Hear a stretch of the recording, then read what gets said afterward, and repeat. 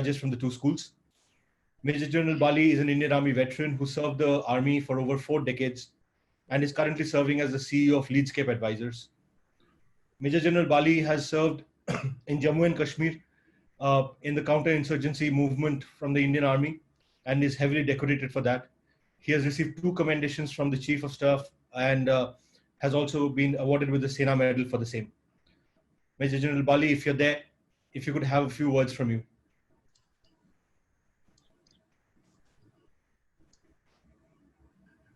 Thank you very much. Delighted to be here.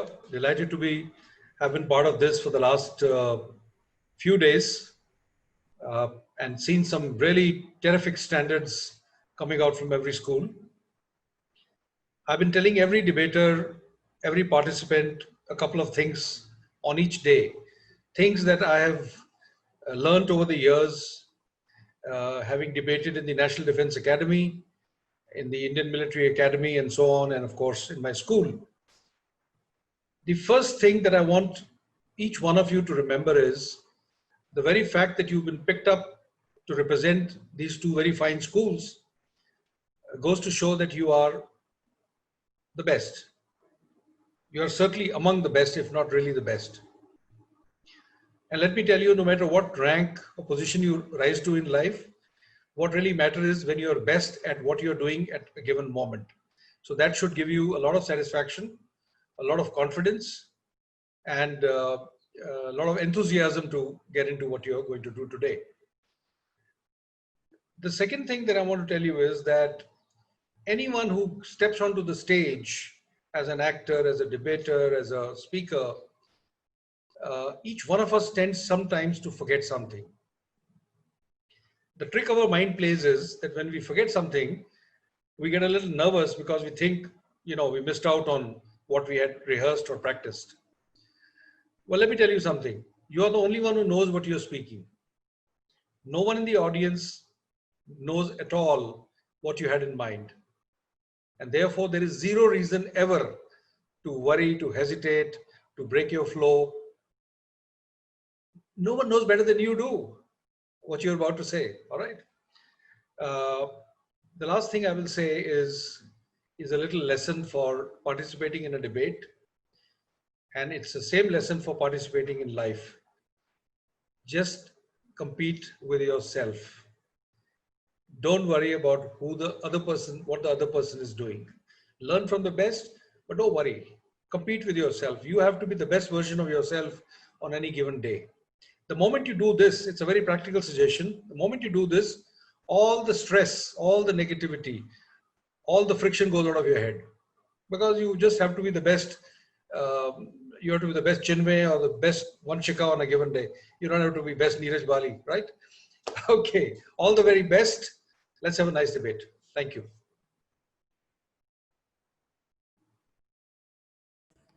Thank you so much, sir. Thank you for those encouraging words.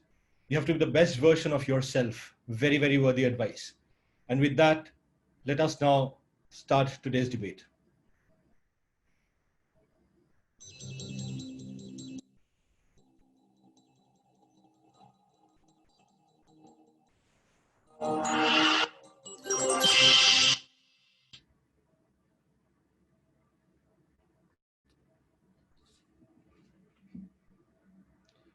So today we have an exciting debate lined up between the LK International School, Bawana, Delhi, and the Chanderbala Modi Academy in Ankleshwar. We will quickly get to know the teams, but before that, it is my job to tell you a little about our sponsor, Stayfree. Stayfree is a Johnson & Johnson brand that does a phenomenal amount of great work for women's hygiene, particularly young women who are just entering their puberty. This is a public service announcement that they created during this lockdown. We will quickly share that with you before we start today's debate. Period शुरू हो गए हैं।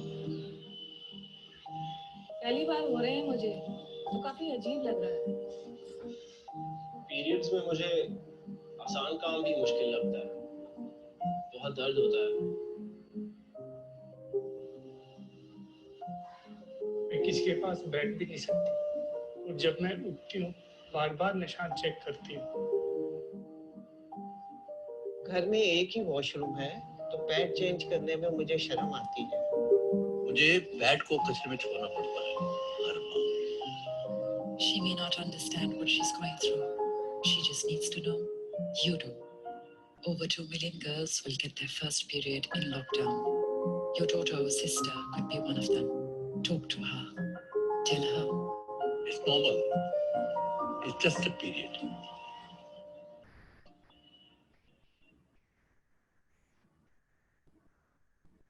And with that wonderful message from Stayfree, we will now start today's debate. Let's first look at the topic for today. The topic today is this House believes capital punishment should be abolished globally. This has been one of those topics that has been in debate circles for ages now and yet remains unresolved. This House believes capital punishment should be abolished globally. The teams today from the LK International School, Ms. Sarah Jacob is the adjudicator. Vanshika would be speaking for the motion while Prachi speaks against the motion. Chanderbala Modi Academy has Mrs. Nisha Jimmy as the adjudicator. Chinmay speaking for the motion and Shivi speaking against the motion.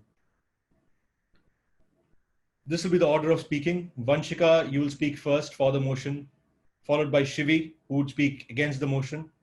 Then Chinmay speaks for the motion again, and Prachi against the motion.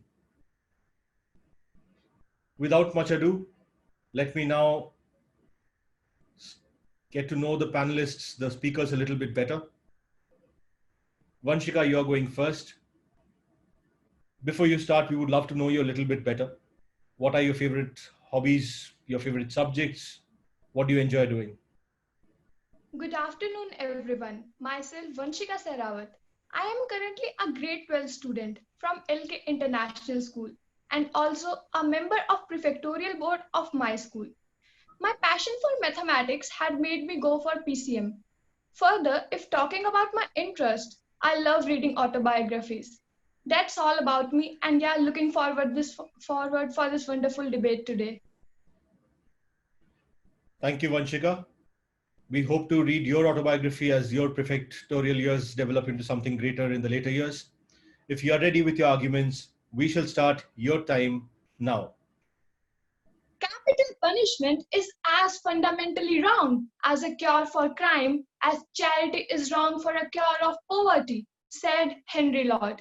Good afternoon, ladies and gentlemen. This is Vanshika Sehrawat from LK International School, and we are talking about the question, should capital punishment be abolished globally? And I strongly say yes. Let me tell you why. Capital punishment is simply an act of murder. It is an act of taking someone's life forcefully, which is absolutely wrong. Two wrongs do not make a right. I do believe that an eye for an eye makes the whole world blind, as well said by Mahatma Gandhi. This mentality doesn't work and has no place in civilized society. No wrong can be justified with another wrong. And what exactly is our government doing today?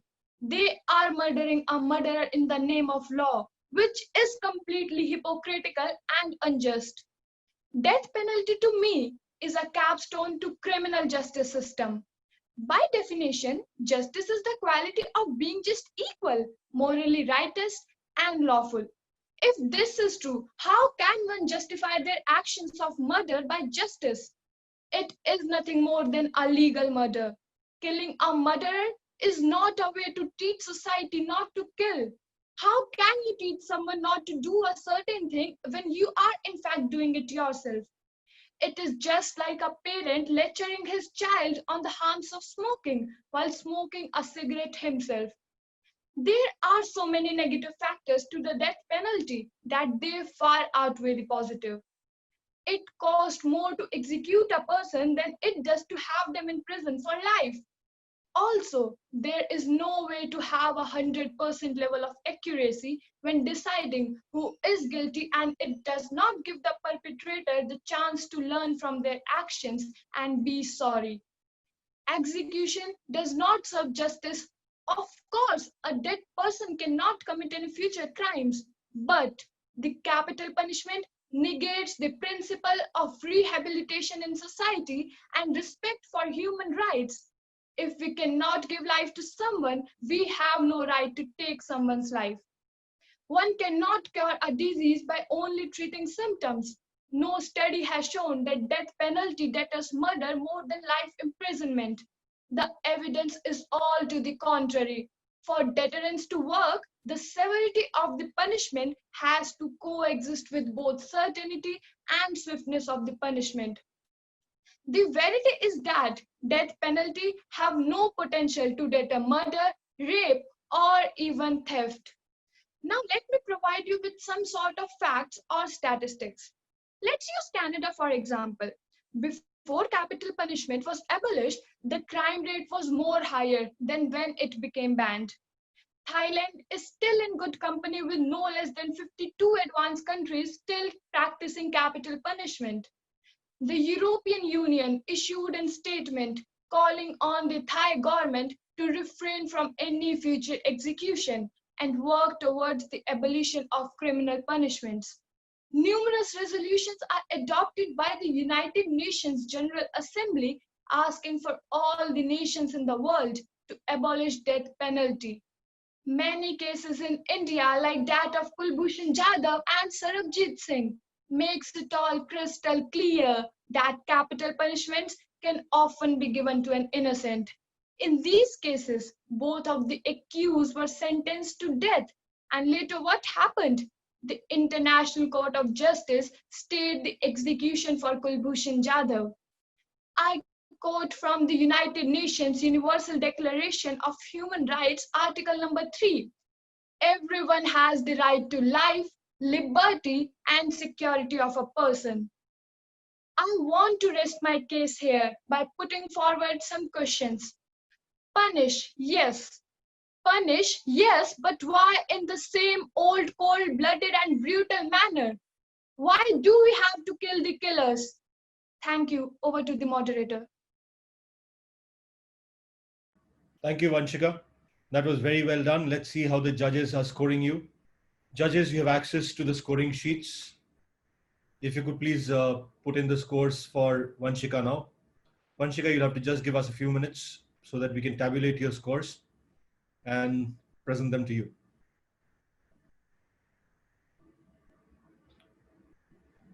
Nisha ma'am, I can see your scores. Thank you.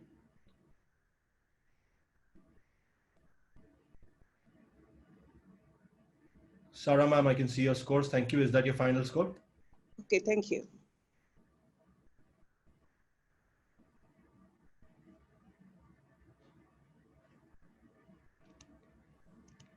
Yes, sir. Finished. Thank you so much.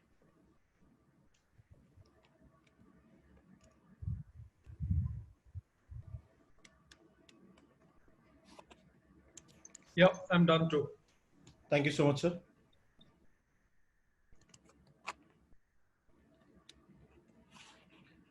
So Vanshika, if you are looking at your screen, these are your scores up now.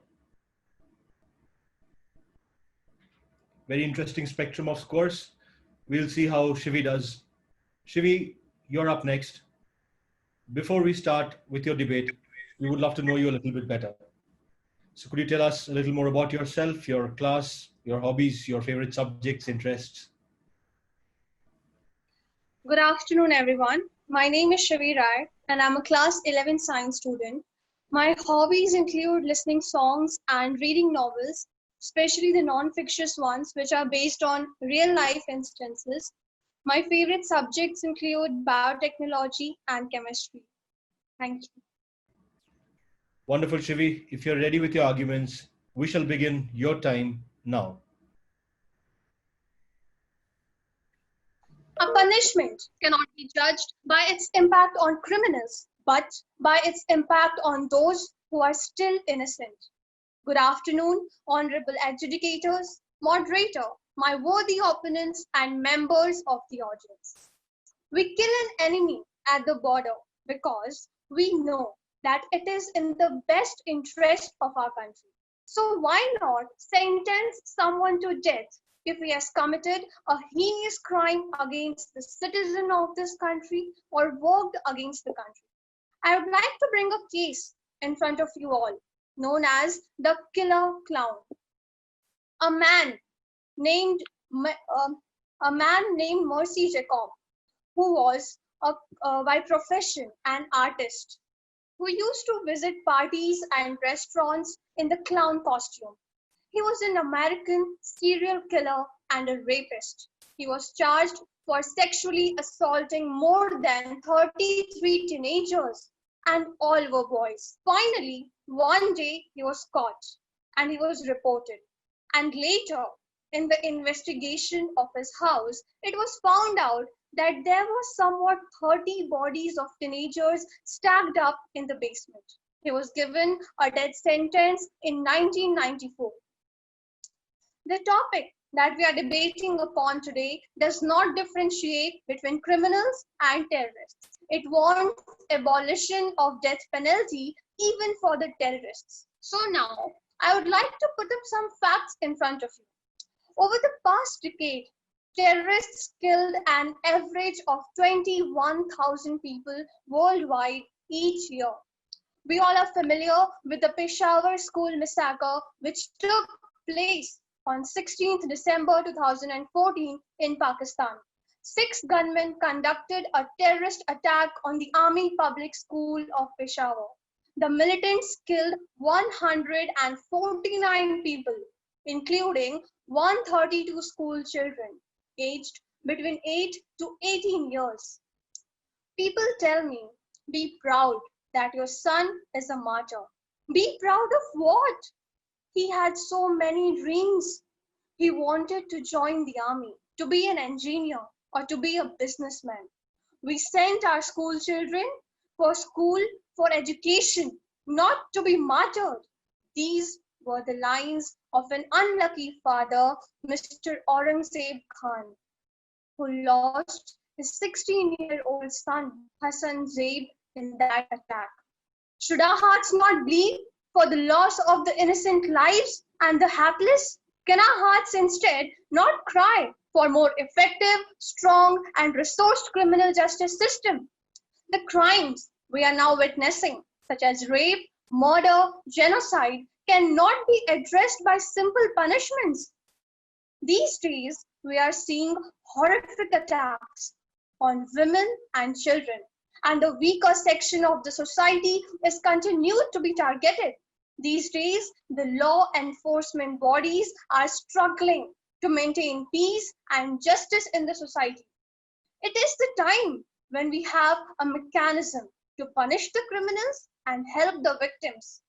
It's not that criminals are not cautioned that committing certain crimes can lead to the death penalty. If they still dare commit such crimes, then they should be held responsible and made to face the law. It is the rights of the peace-loving people that should be the priority in any society, not the aberrant group.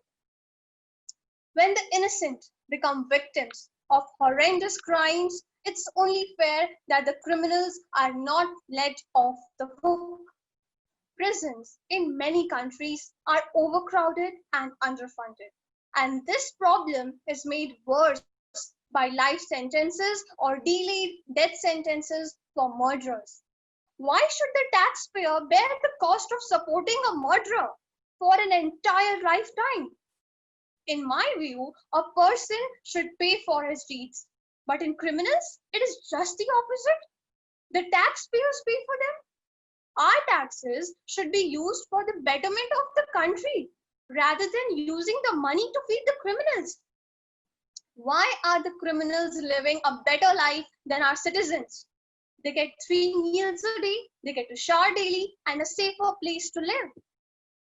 In the end, I would like to conclude by saying that it is the responsibility and the duty of the state to protect the interests of the society and reiterate the society's faith in system of justice by punishing the guilty.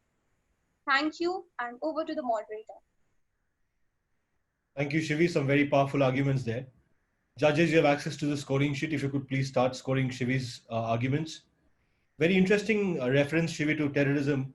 I don't know if you know this, that Major General Bali, who's the judge today, he commanded an anti-terrorist Rashtriya Rifles battalion in Jammu and Kashmir at the heights of terrorism. In fact, his battalion was considered one of the most successful, killing 45 militants. So quite an interesting reference to counter-terrorism there. I'm sure the judges are scoring you. We'll just quickly go over to the scores, have a look.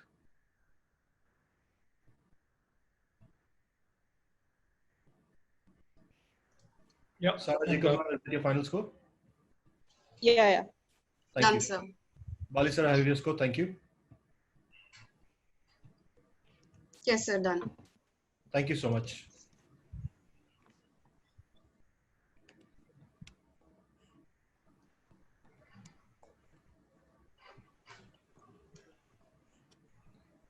So Shivi, if you are looking at your screen, these are your scores up on the screen now. A very high scoring set of arguments there. Remember, these marks that you're seeing on the screen is out of 95. You still have 5 more points to score from your rebuttals, and which is why we are still not filling in the averages. Thank you. Very well done. Chinmay, you're up next. Before you start, we would love to know you a little bit better. Your class, your hobbies, your interests, anything that you would like to tell us about yourself. Good afternoon, everybody. As you know, I'm Chinmay Tripathi from class 10th, currently studying in Chanderbala Moody Academy, Ankleshwar. My interest is in the field of political science, which I believe, since our country is the world's largest democracy, everyone put forward their views. And so I find it quite interactive and nice to counter question people and debate. And I guess that's the reason I'm here. So yeah, that's something that I quite look forward to. I have done quite a few MUNs, Model United Nations. And yeah, my interest is here and looking forward to the debate. Wonderful, Chinmay. If you're ready with your arguments, we will start your time now.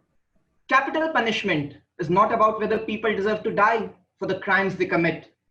The real question at stake is, do we deserve to kill? My heart fills with great exuberance as I greet you all a very good afternoon. This House strongly believes that capital punishment should be abolished globally. As a penalty, capital punishment makes no sense whatsoever. How does killing a person who has killed someone justify that killing is wrong? I mean, when you kill a killer, the number of killers in this universe remain the same. No study has shown that capital punishment prevents murder more than life imprisonment. Though on the contrary, it has neither created a sense of anxiety in criminals nor helped in reducing crime rates. Let me give you an example. For over a century, stealing attracted capital punishment in England. Now the irony of it all is, spectators at public hangings often had their pockets picked. Capital punishment is cruel and barbaric in practice. Executions have no place in a civilized society. Many people who have been executed over the years are mainly from marginalized and disadvantaged backgrounds with poor legal representation. I mean, this just offends our argument that capital punishment is used in an arbitrary and discriminatory fashion, which furthermore violates the basic essence of our democratic society. The truth is rarely pure and never simple, said Oscar Wilde. In the fullness of time, I do agree. Let me throw some fragments of extracts in front of you all. The year, as I remember, was 1944, when George Stinney Jr. became the youngest person to be executed in the United States in the 20th century. The 14-year-old black boy was sentenced to death for the murder of 2 white girls in a segregated mill town. The murder of 2 minor girls aged 7 and 11. Of course, justice for such an atrocious crime is death, the sheriff was heard saying. Indeed, such a justice was delivered within a span of 3 months. What we forget to understand is that the trial lasted less than 3 hours and bore no evidence and barely any witness testimony. He was kept away from his parents and any legal counsel, not just for a fraction of a second. Ladies and gentlemen, boys and girls, try and imagine what the boy must have gone through when he was interrogated by authorities. And it is even claimed that the small boy was so scared that he would have said whatever he thought would make the police happy. And so as it happens, he was executed after 3 months. Executioners noted that he was too small for the electric chair when he died. The straps did not fit him. An electrode was too big for his leg. And the boy had to sit on a book to fit properly. Though as it happens, evidence has come 70 years too late to provide that Stinney was innocent. And my dear worthy opponents, this is the bitter truth of your capital punishment in a nutshell. The state is no God. It has no right to take away something that it cannot restore. None of us are perfect. As human beings, we tend to make mistakes, some of trivial nature, some a lot more significant. But we do make them. And sometimes these mistakes affect the lives of other people. And we have to ask for their forgiveness. And to do so, each one of us must be given a chance to repent and atone. Since the reinstatement of the capital punishment in the United States in 1976, 138 innocent men and women have been released from death row, including some who came within minutes of execution. Countries with a fragile judicial system like Pakistan tend to curb justice instead of providing it. Now, as I conclude, let me quote J.R.R. Tolkien, who said, "Many that live deserve death, and some that die deserve life. Can you give it to them? If not, then do not be too eager to deal out death in judgment." Thank you. Over to the moderator. Wonderfully done, Chinmay. Some very forceful arguments and very well delivered.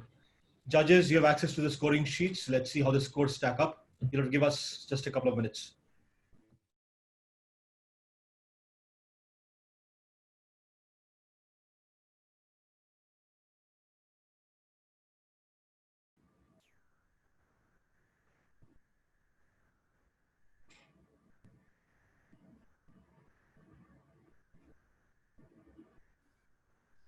Done, sir.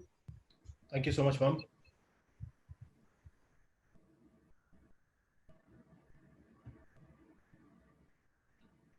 Yes, done.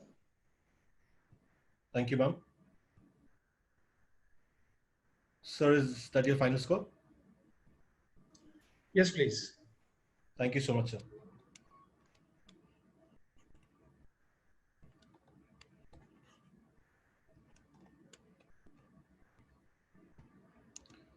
So Chinmay, if you're looking at your screen, these are your final scores after the first round up on the screen now. Very well done. After Chinmay, it's Prachi's turn. Prachi, if you're ready, we would love to know you a little bit better. Also, Yes, out of curiosity, we have two Miss Sherawats from the school. Any relation? Sorry. We have two Miss Sherawats from your school, LK International. Yes, sir.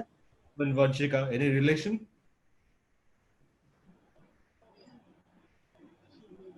We hail from the same place.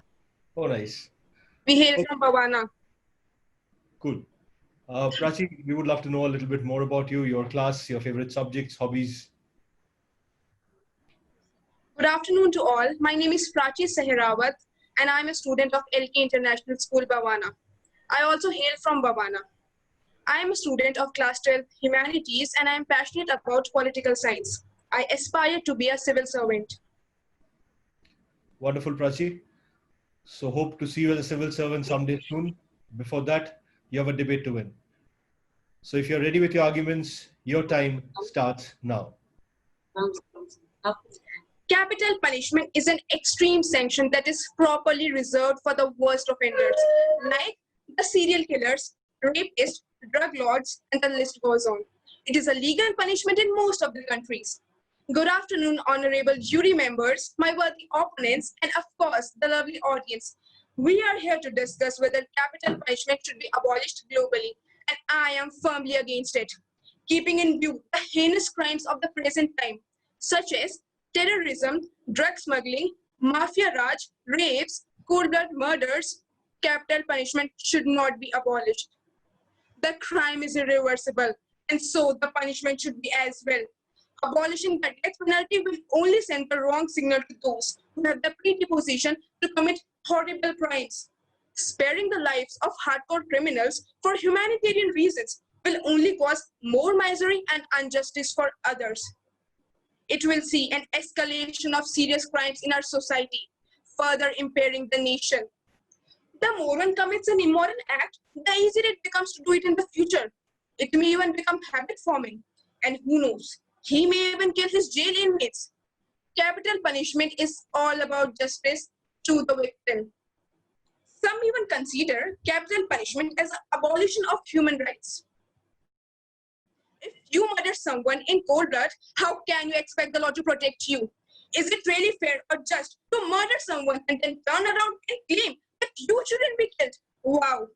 If the punishment is supposed to fit the crime, is it really fitting that a murderer should be allowed to live out the rest of his life in a jail cell rather than be deprived of the fundamental right to life that he has snatched from someone else? We all can recall the Nirbhaya case and the 26/11 Mumbai terror attacks.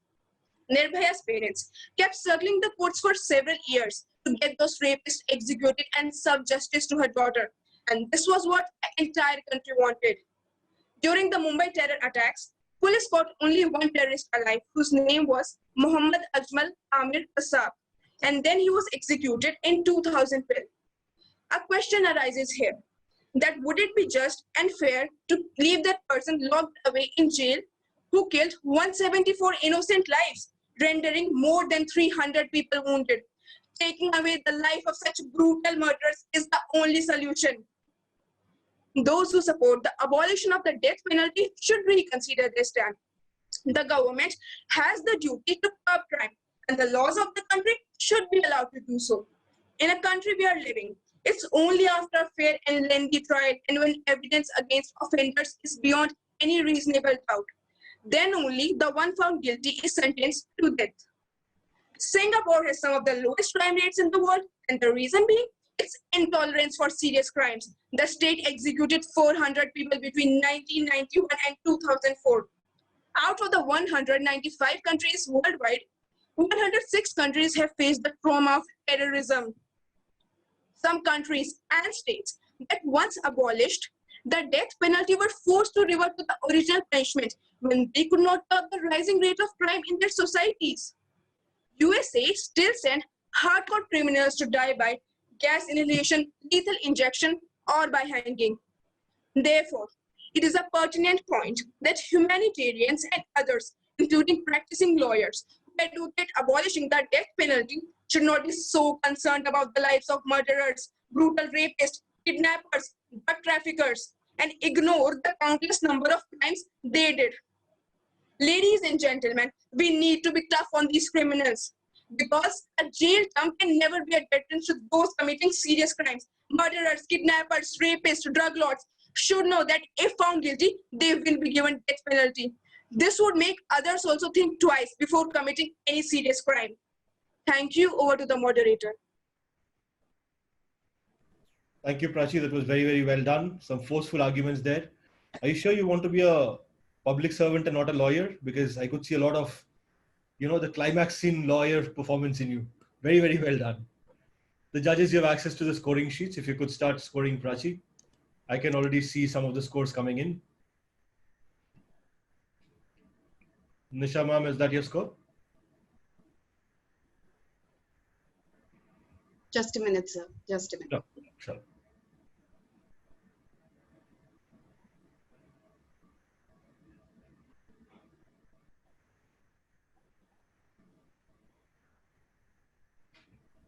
Yeah, done, sir. I'm done too. Thank you so much, sir. Yeah. Thank you.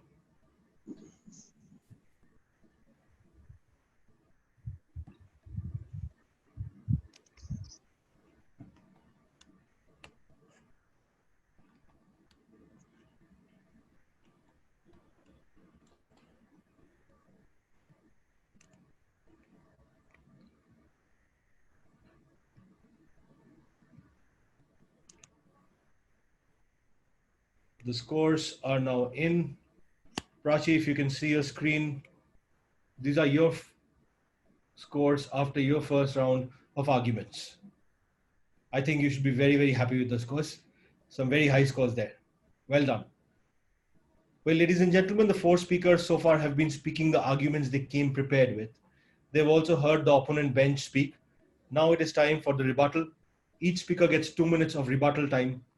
Remember, you're not rebutting the opponent's school, you're rebutting the opponent bench. So Vanshika and Chinmay, you are rebutting Shivi and Prachi and vice versa. Vanshika, if you're ready with your rebuttal points, we will start your time now. Capital punishment is criticized mainly on three counts: arbitrariness, irreversibility, and human rights. One of my worthy opponents started by saying that the crime is irreversible and so is the punishment. I want to ask, does it really matter that it is irreversible? And if yes, then what about a man who is wrongly convicted and spends 20 years in a jail before finally being reversed when the truth comes to his life?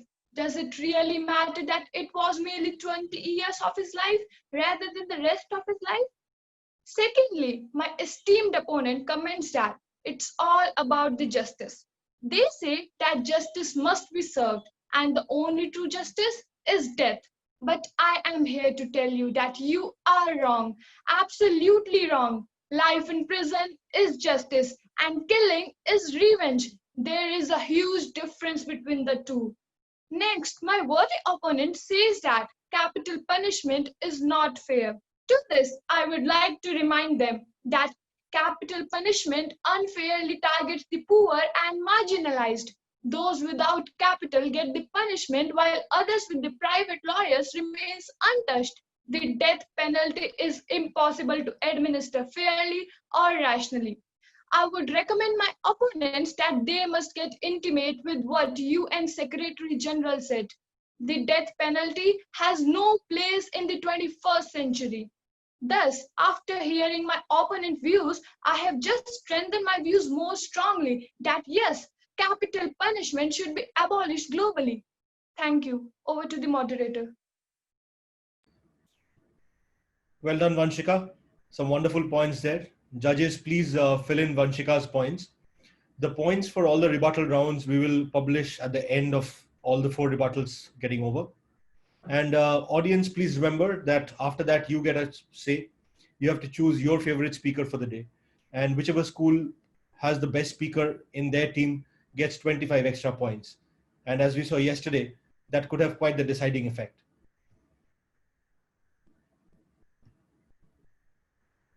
I can see that judges have filled in your points for the rebuttal. Great. Up next, we have Shivi. Shivi, if you are ready with your rebuttal. Shivi, I can't see you on the camera. Yeah. So, am I visible? Yeah, you're visible and audible now. Thank you. So Shivi, if you are ready with your rebuttal, your 2 minutes start now. Sparing the guilty means punishing the innocent. As one of my worthy opponents mentioned, that capital punishment is an arbitrary act. I would like to say that I completely disagree with it. The capital punishment is not arbitrary because it comes out of a judicial process. To term the punishment as arbitrary, one has to necessarily prove the process as flawed. However, in the cases of the death penalty, the courts have made sure that caution is exercised in giving the punishment. They are conscious of its irreversibility and have therefore restricted it to only rarest of the rare cases that shock the conscience of the society. Society has always used punishment to discourage would-be criminals from unlawful action. Since society has the highest interest in preventing murder, it should use the strongest punishment available to deter murder, and that is death penalty. In 1997 to 1999, law professor Joanna Shefford of Emory University conducted a study. The results clearly showed that on average, each death sentence prevented an average murder of 1 white, 1.5 African American, and 0.5 person of another race, meaning each execution resulted in 3 fewer murders. As cruel as it may sound, capital punishment can't be abolished from the law. Abolishing the death penalty will only send the wrong signals to those who have the courage to commit such horrible crimes. I would like to conclude by saying that the victim never had a choice. Then why should a criminal deserve one? Thank you, and over to the moderator. Wonderful, Shivi. Some very careful rebutting there. Judges, please put in Shivi's points before we move on to the next speaker.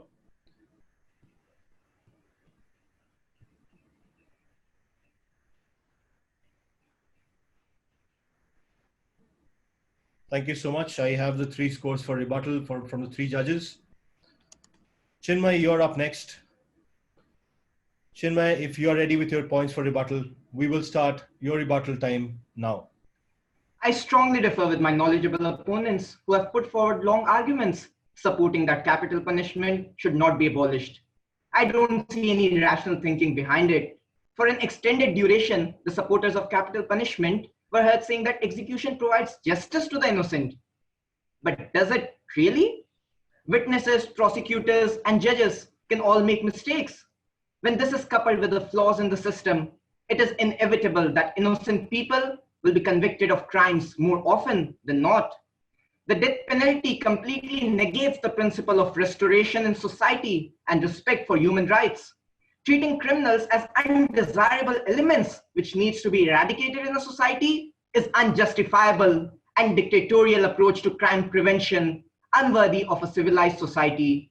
But tell me, my dear worthy opponents, has killing provided any solution? Has it discouraged crimes which you mentioned? I guess the answer is still no. In a study released by the National Academy of Science, it reports that at least 4.1% of defendants sentenced to death in the United States are innocent. I'm constantly amazed by man's inhumanity to man.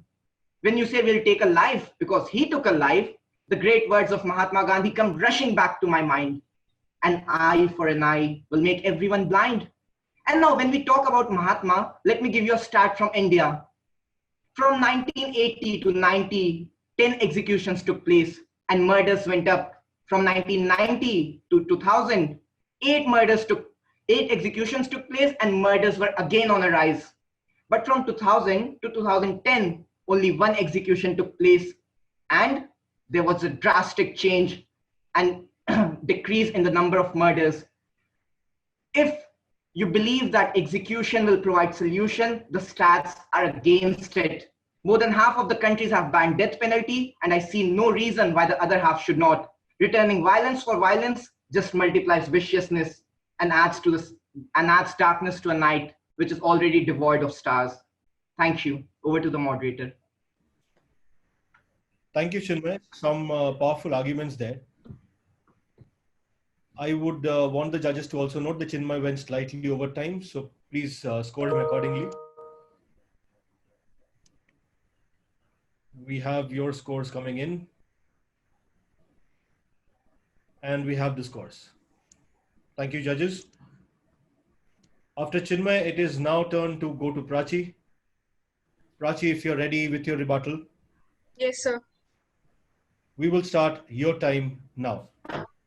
My learned opponents refer to death penalty. Internet connection. My learned opponents refer to death penalty as an act of murder. I'll make it clear that it is an act of punishment for a murderer, rapist, or any other offender. There's nothing wrong in it. A question arises here that if not capital punishment, then what? Even life imprisonment cannot get deterrence for serious crimes. And this is the reason why people appreciated Hyderabad encounter and Vikas Dubey's encounter. Should we expect a wife to be happy that her husband's murderer is rotting away in a jail cell because he ruthlessly took her husband from her? Is it really fitting to tell someone that even though their loved one was murdered, they're just going to lock the murderer away for a long time as punishment? This is not a fitting punishment for a murderer. Capital punishment is not about revenge. Capital punishment is not about unfairness. It is not about tit for tat system. It is all about justice. My worthy opponents also quoted that for deterrence to work, the severity of the punishment has to coexist with certainty and swiftness of the punishment. See, if we'll move towards a swift judgment, there are less chances of the judgment being certain. And for certainty, swift judgment won't work. Therefore, certainty and swiftness are really hard to coexist for a fair judgment. They are also constantly stating about the wrong person being convicted. For that, I'll say, it is pretty much difficult to find a flawless system or organization. Some flaws are bound to be there in every organization or system. Therefore, I would wind up by saying, death penalty would not stop rapes. Death penalty would not stop murders, but will create a deep impact in the minds of those who are prone to such crimes. Just think about it. Thank you. Over to the moderator. Thank you, Prachi. Some interesting observations and points there, very well rebutted. Judges, please put in Prachi's scores.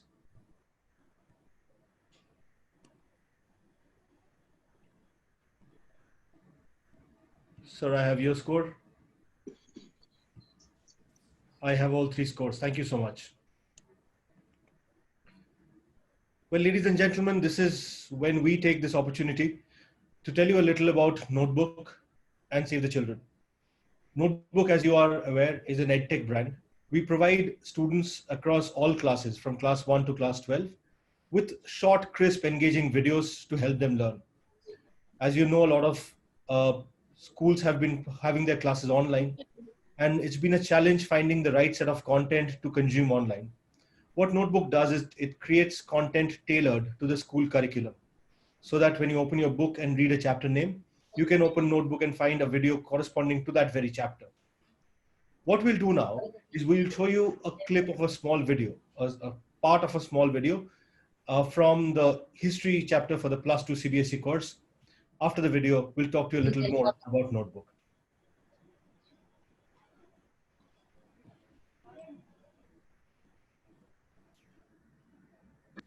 China's current strict regime would never have allowed student protests to take the massive form it took in 1919.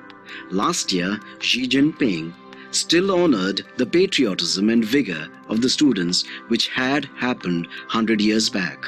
Physician, philosopher, and politician Sun Yat-sen was engaged in decade-long rebellions till the overthrow of the Qing dynasty through the Xinhai Revolution. Warlordism or feudalism was still prevalent in China around this time, and many wanted a democratic government free from foreign control and feudal authority. China had come in contact with the West when trade links had opened up between China and Britain and other countries. They were influenced by Western philosophy and thought that Mr. Science and Mr. Democracy could save them from subjugation to foreign powers, bring national unity, and help them become a sovereign nation. The people who wanted a democratic and progressive China were also influenced by past Qing reformers like Kang Youwei and Liang Qichao. These reformers had campaigned for modernization of China by breaking links with Confucianism or traditional Chinese philosophy and ethics, which they thought was hindering the country's progress. The May 4th protesters also directed the government's attention to the social, economic, and gender inequalities existing in their society. Chinese women were subjected to derogatory practice of foot binding, for example. The May 4th protests sparked a demand for anti-imperialism, a China free from foreign concessions, created sentiments of nationalism among the Chinese, and also influenced the leadership of the Communist Party of China formed in the later years. Students like Chen Duxiu and Li Dazhao often occupied leadership positions within this party. The Kuomintang, or the National People's Party, and the Communist Party of China, CCP, became the controlling forces in the country. Sun Yat-sen led the Kuomintang, and his philosophy was based on three principles: nationalism, democracy, and socialism. Nationalism involved overthrowing the Manchu dynasty in China and other foreign imperial powers.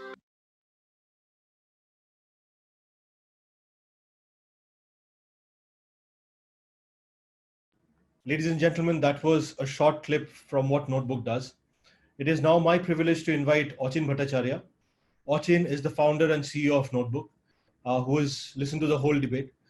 Notebook is his brainchild, and we are part of his team who work together to bring this content to you. Achin, if you're there, could you say a few words to our contestants? Sure. Shiva, am I audible? Yes, Achin, loud and clear. Good afternoon, everyone. We really saw some passionate and forceful debating. I like the confidence and the quality of research that I saw today. Indeed, that's exactly what we at Notebook look forward to.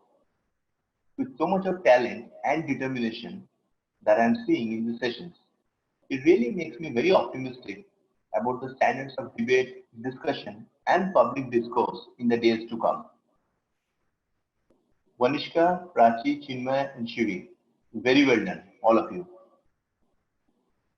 I also thank both the adjudicators, principals of both the schools, and other teachers who have contributed tirelessly in mentoring these youngsters. I also congratulate the proud parents. Indeed, you have every reason to rejoice with such great performance by your children today. Students and teachers are the center of our universe at Notebook, as we work closely with more than 1 million of them. We use our platform by accessing more than 10,000 videos like the one you just saw that we have in public domain. I also congratulate our esteemed audience. Without them, nothing is complete. For being with us today afternoon to support the cause of public speaking and to encourage our young debaters. I look forward to see all of you again in our next debate for the day at 5 p.m. today. Take care and goodbye. Over to you, Shivai. Thank you, Achin. If you guys think that that was all and now you would get to your scores, no, not yet. We are very proud to bring this entire event to you in partnership with Save the Children. Save the Children is a wonderful NGO, more than 100 years old across the globe.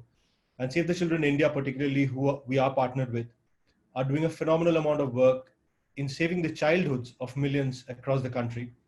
Here's a short message from their CEO, Ms. Bidisha Pillai.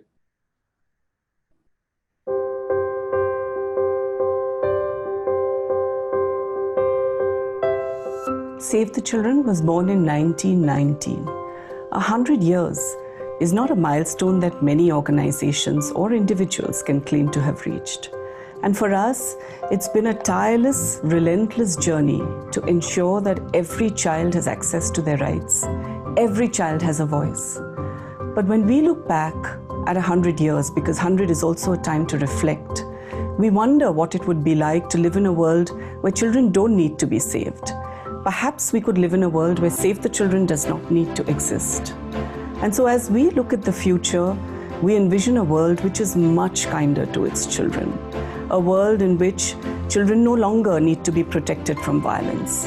Where children are not needlessly dying before they turn 5. Where every child is going to school, is learning, is playing, and is on that path towards fulfilling their full potential.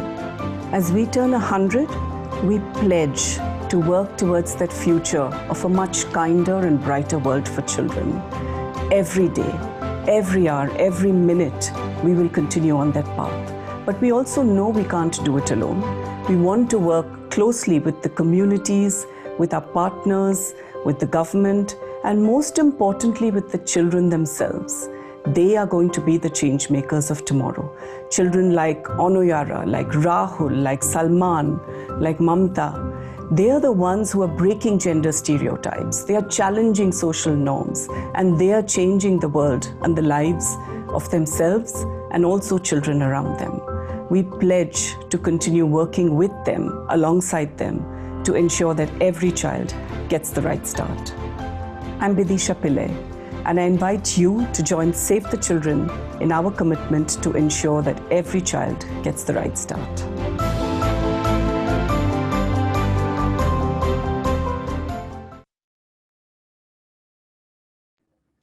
Well, you saw some wonderful messages there, and this is the part that you have been waiting for.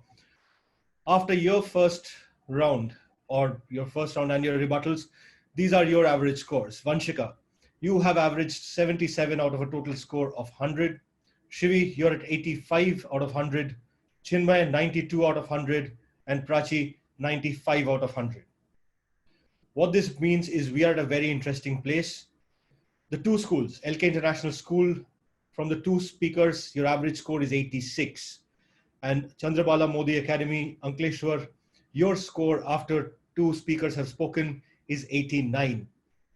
The difference between the two schools is just 3 points. And this is where the audience comes in. Audience, I will now initiate a poll. You will get to choose one speaker out of all four on your screens as the best speaker. Be very careful about your vote. Your vote right now means a lot because the difference between the two schools is far less than 25. And there are 25 points for the taking. So if the speakers are ready, I can see Chinmay fervently praying out there. If the audience is ready, let me just start your poll.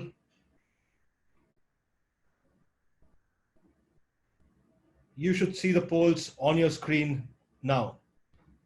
You have 1 minute to cast your vote. After a minute, the poll will close. This is the time to vote.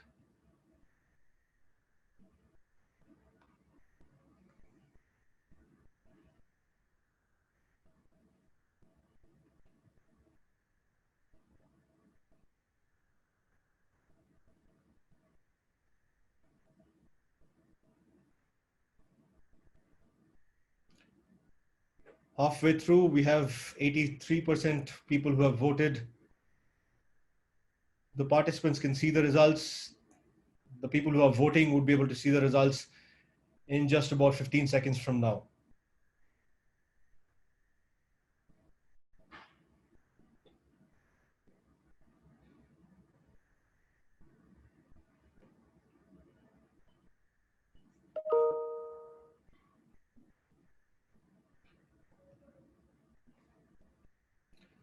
And we end the poll. We've had 145 votes that came in, and these are the results. With 4% of the votes, Shivi, you come in fourth in the audience poll. With 18%, Chinmay, sorry, my apologies, with 15%, Vanshika, you come in third. Chinmay, you come in second with 18% of the votes. And Prachi, you totally ran away with the poll there with 63% of the votes. What this means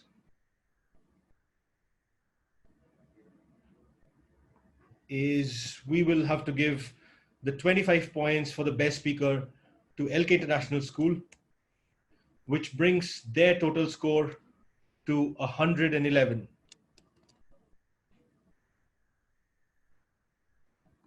These, ladies and gentlemen, are the final scores.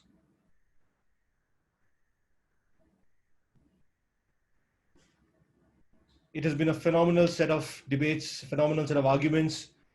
Major General Bali, if I can invite you back for the closing statements before we start the celebrations.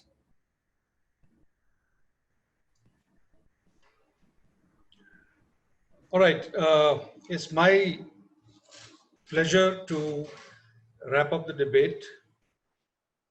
I must say that I've been most impressed with the enthusiasm, the type of josh that you people show makes me believe that if the Indian Army is going to require more people to go to the border, we have some ready-made candidates available in schools. A lot of enthusiasm, a lot of passion, a lot of conviction, great set of arguments. I certainly could not have done this at your age. So it is really well done. I'm going to tell you a little story which I haven't told to any of the schools earlier. There is a great movie called A Fiddler on the Roof. It's a movie about a Jewish village and about a poor milkman. You should see it if you can. In that movie, there is a scene where villagers are arguing with each other over some matter. So there is one man who's arguing passionately for something, like you did. The rabbi standing there says, "Yes, I think you're right." And then another gentleman starts off against the motion and he argues with equal amount of passion. And once he finishes, the rabbi says, "Yeah, I think you're right." There is a third man standing in the crowd. He says, "Rabbi, aren't you being silly. How can he be right and the other person can also be right? How can both be right? And the rabbi says, yes, I think you're right. You know, the reason I told you the story is because there are some arguments that can never be settled, where both parties can be right at the same time. This is a classical example of a debate, an issue which, like was said in the beginning by the moderator, that has been debated forever. The jury is still out. We are still discussing it. And this, in fact, should be taken as the power of democracy and the power of free speech and free thinking, that we are able to debate these issues and continue to debate them. There's no reason to settle it. There's no reason whatsoever. I want to end this part by telling you about a great book called How to Think. How to Think by Alan Jacobs. And one of the suggestions he makes is, you know, make friends with somebody who doesn't agree with you. Somebody who you admire for competence, for achievement, for doing well in the school, but doesn't agree with you.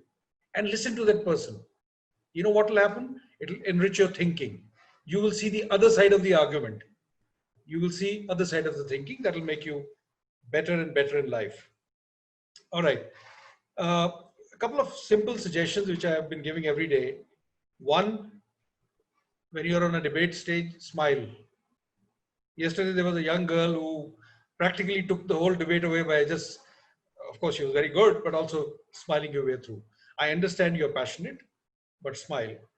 Position yourself well. We are in the age of distance education, virtual education, interaction. So learn to put yourself in the middle of the camera, light up your face, all right? The lighting you see on my face is artificial, and look bright. Stay at a proper distance and think about your background. Always think about what's in your background. If you can manage to put a green screen behind you, then of course it is sorted out. I once again want to congratulate each one of you for a superb job, but I have a special word for one of you whom I had rated very highly, by the way. I rated all of you very well.